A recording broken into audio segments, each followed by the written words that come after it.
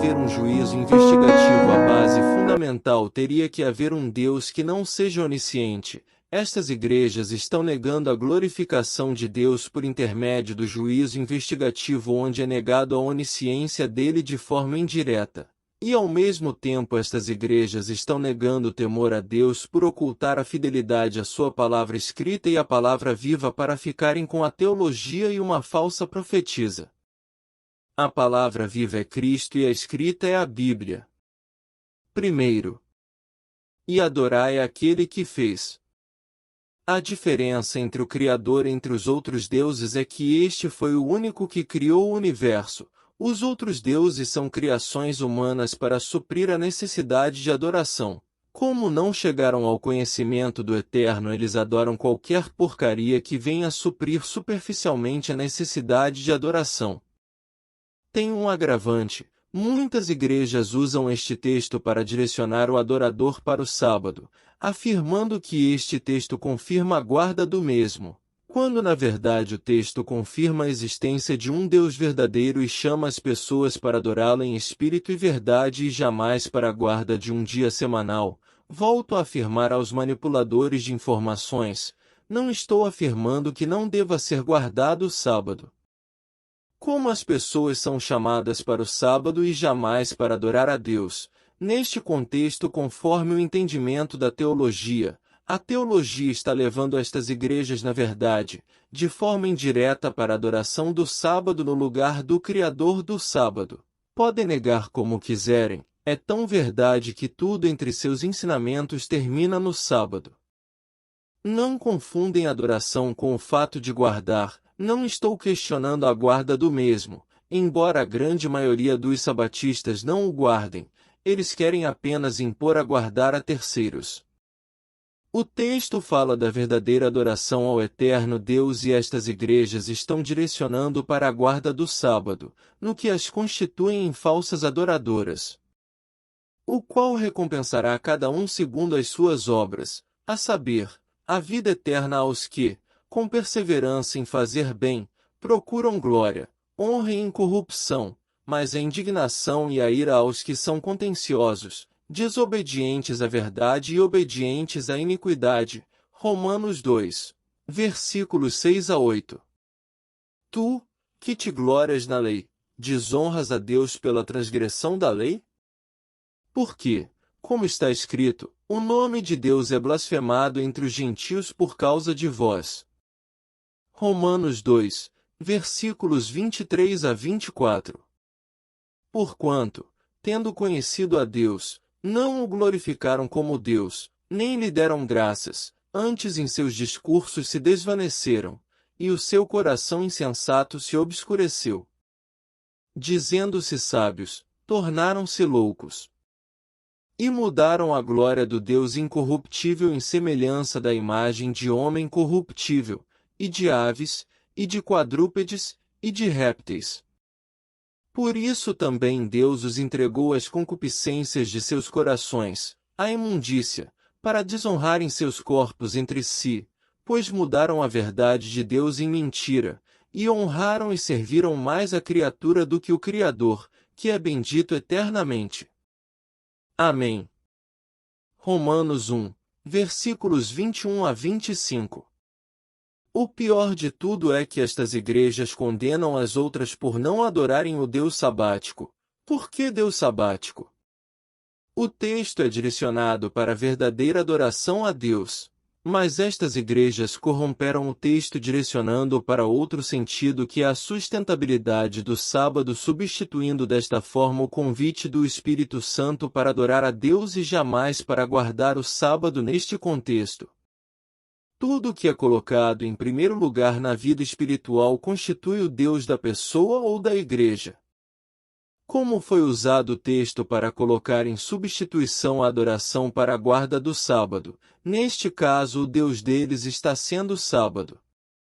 Pode negar, mas pelos frutos se conhece a árvore. Primeiro, que fez o céu, e a terra, e o mar, e as fontes das águas. Esta referência é deturpada por alguns afirmando que é uma referência ao quarto mandamento. Na verdade não tem nenhuma relação.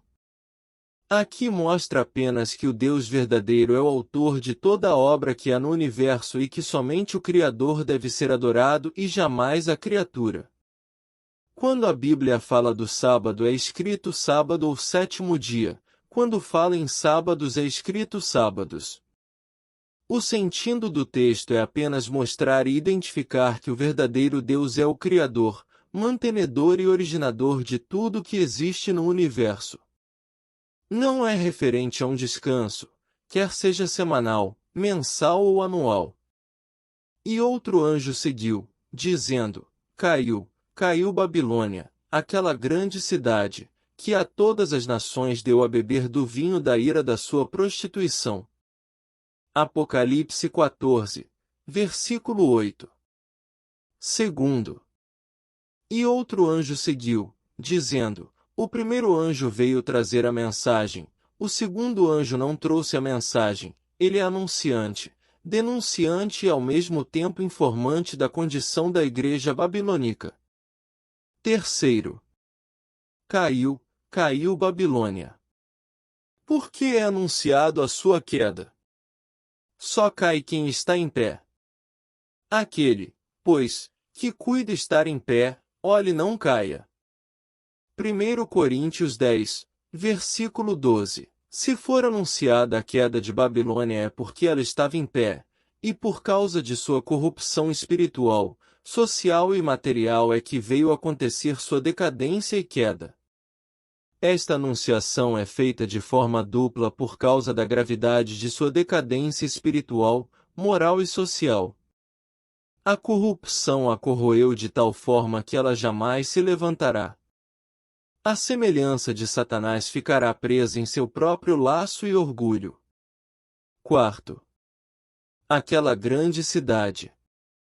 A sua grandeza foi conquistada pelo engano e exploração espiritual e financeira.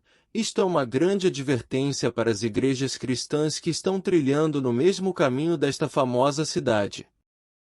A preocupação pastoral é somente com guardas de dias, arrecadação financeira e construções de belos templos. Pensam eles que isto agrada a Deus. Ou seja, o segundo anjo não veio trazer o evangelho, e sim, anunciar afirmando que Babilônia que é formada pelo sistema de doutrinas falsa misturada com um pouco de verdade. Ela é lançada por terra ao ser anunciado o evangelho eterno puro e cristalino sem mistura ou resquício de doutrina falsa. O grande julgamento dela é por meio da verdade que a mesma o corrompeu. Babilônia é todo o sistema religioso independentemente da placa pendurada na parede ou CNPJ. Quinto.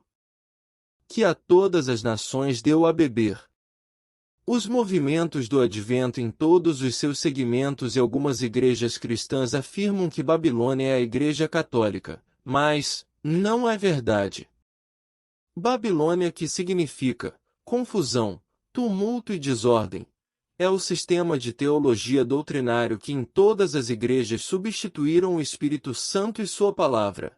A mesma é que tem causado grande confusão em todas as igrejas misturando a pureza do Evangelho com a escória do Evangelho de Satanás. Ao mesmo tempo, estas igrejas expulsam os que condenam os erros doutrinários. Com estas confusões doutrinárias teológicas é o que tem fomentado a criação de milhares de igrejas denominadas cristãs. Se não existisse esta maldição da teologia, não haveria tantas igrejas evocando a si o noivado com Cristo Redentor. Da mesma forma como era a cidade antiga caldeia que desafiou a Deus por intermédio de sua falsa adoração, assim é a teologia que a palavra de Deus chama de poder sedutor. Por não terem o amor à verdade, dão crédito à mentira pensando estar crendo na verdade. Por essa razão Deus lhes envia um poder sedutor, a fim de que creiam na mentira. Segundo Tessalonicenses 2, versículo 11, muitos pensam que há variedade de teologia, na verdade só existe uma teologia. Na geral existem em verdade são ramificações doutrinárias da teologia para poder gerar confusão espiritual e tem conseguido até mesmo no meio dos chamados cristãos. Nações neste contexto simbolizam religiões ou igrejas, por beberem do vinho, ou seja, por terem similaridade doutrinárias entre as igrejas denominadas cristãs e Babilônia. A membresia não consegue visualizar em que situações se encontram suas denominações religiosas bem como seus líderes espirituais. Sexto, do vinho da ira.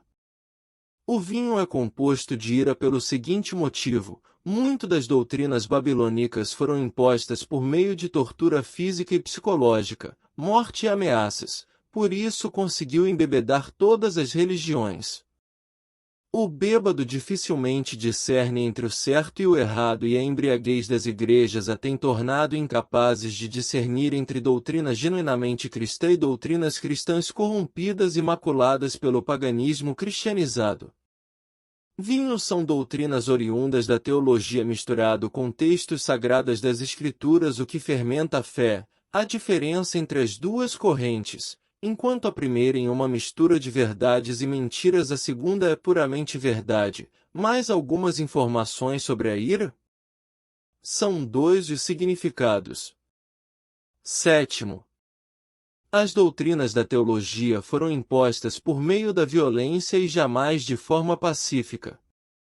Oitavo, todas as religiões odiernas, sem exceção de nenhuma, quando um membro questiona algum ponto doutrinário e prova pelas sagradas escrituras que a doutrina está errada, esta pessoa é eliminada do rol de membros de forma violenta, sem dar um mínimo de chance de defesa por parte do questionador.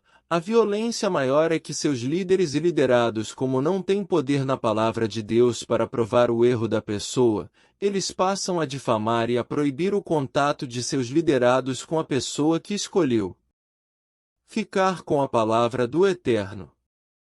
Estas são as armas adotadas atualmente por Babilônia e suas filhas, pois é crime nos dias odierno matar um desafeto, mas expulsar da membresia não o é.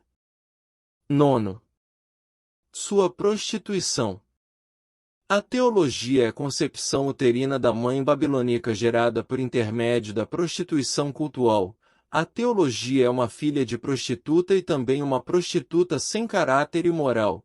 É uma prostituta violenta. É uma prostituta sem ética. É uma prostituta que levará milhões para o inferno, bem como as netas de Babilônia, que são as igrejas formadas a partir do século III. Quem crer na teologia de qualquer igreja, esta pessoa é uma forte candidata para o inferno por ser adoradora da grande prostituta representada em suas filhas e netas. A pessoa, ao relacionar-se com a teologia, ela está traindo de forma vil e baixa o noivo, que é o esposo e Yeshua o Cristo. Décimo. E seguiu-os o terceiro anjo, dizendo com grande voz: o terceiro anjo também não veio trazer o evangelho, veio apenas proclamar com poder. Como podemos observar, existem diferenças entre os três anjos. O primeiro veio trazer, o segundo veio anunciar e o terceiro veio com poder. Primeiro, se alguém adorar. Há uma advertência feita em grande poder sobre a adoração falsa. Esta adoração falsa foi introduzida no meio dos cristãos por intermédio da maldição da teologia. Segundo, a besta.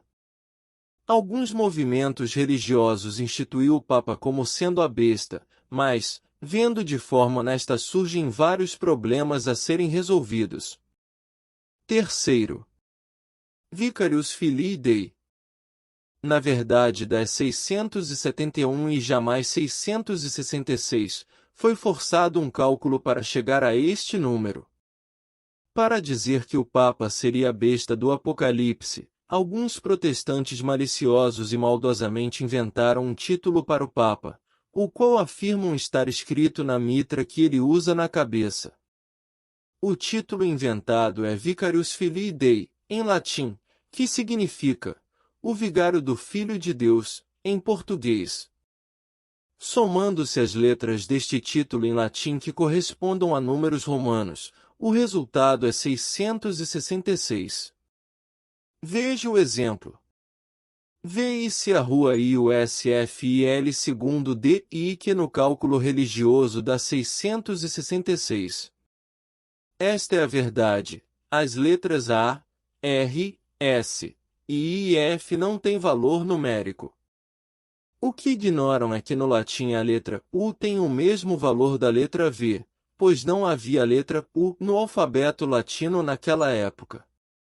Ou seja, a correta conta seria V-I-C a rua I-V-S-F-I-L-I-D-I, o que somando novamente dá 671. Como já se observou, este título foi inventado, jamais o Papa teve este título. O título que se dá a ele é bem recente, Vicarius Christi, o Vigário do Cristo, que se dá também aos bispos de todas as localidades. Nem mesmo este título está escrito na mitra do Papa ou em qualquer outro paramento. Primeiro, a famosa mitra papal com a inscrição Vicarius Filii Dei jamais existiu. Foi Urias Smith quem falsificou esta inscrição na foto da mitra papal para poder sustentar esta ideia criada por ele e Ellen White. A própria IASD fez uma investigação e todas as fotos obtidas da mitra papal não têm tal inscrição. Segundo, IASD negam que a Babilônia é a Igreja Católica. Trata-se de um acordo de respeito mútuo assinado pelas lideranças da Igreja Adventista e da Igreja Católica na Polônia, terra natal do Papa João Paulo II. Através deste acordo, a Igreja Adventista se compromete a respeitar a Igreja Católica e a Igreja Católica se compromete a não considerar a IASD como uma seita. Quem assinou o acordo foi o presidente da IASD na Polônia, Praceta Władysław Polok, e o arcebispo Alfons Nossol, o diretor da Comissão de Assuntos Ecumênicos. Respeitar a Igreja Católica e não chamá-la de Babilônia é uma tendência mundial na Igreja Adventista que pode ser comprovada com uma simples leitura das literaturas atuais. Papa ou Igreja Católica foi substituído por poder político-religioso. Segundo, Roma ainda é Babilônia? O poder papal ainda é a besta do Apocalipse? Leia e saiba por que a lição da escola sabatina desta semana não diz claramente quem é Babilônia e quem é a besta do Apocalipse. A lição da escola sabatina desta semana, 20 a 27 de maio de 2000, fala sobre as 3 mensagens angélicas, mas não diz claramente que Babilônia é Roma e que a besta do Apocalipse é o poder papal. Os termos falsos sistemas religiosos e falsos sistemas de adoração são utilizados para designar a Babilônia de Apocalipse 14. O romanismo saiu ileso por não ser mais considerado como nas antigas pregações e publicações. Primeiro, o site da Conferência Geral divulgou uma notícia muito interessante que pode ser acessada clicando em aqui. www.movaneus.net. Segundo, trata-se de um acordo de respeito mútuo assinado pelas lideranças da Igreja Adventista e da Igreja Católica na Polônia, terra natal do Papa João Paulo II. Através deste acordo, a Igreja Adventista se compromete a respeitar a Igreja Católica e a Igreja Católica se compromete a não considerar a IASD como uma seita. Quem assinou o acordo foi o presidente da IASD na Polônia, Praceta Władysław Polok, e o arcebispo Alfons Nossol, diretor da Comissão de Assuntos Ecumênicos. Respeitar a Igreja Católica e não chamá-la de Babilônia é uma tendência mundial na Igreja Adventista que pode ser comprovada com uma simples leitura da lição. Terceiro, sendo assim, a besta não é mais o Papa. Dos que já morreram, quem foi realmente a besta?